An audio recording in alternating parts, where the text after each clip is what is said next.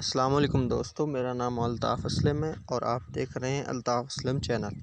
आज हम आपको फैक्ट्रियों में जो इस्तेमाल होती हैं मोटरें, उनको कैसे रिपेयर करते हैं उनकी वीडियो दिखाते हैं और दिखाते हैं कि कितनी कितनी बड़ी मोटरें इसमें इस्तेमाल होती हैं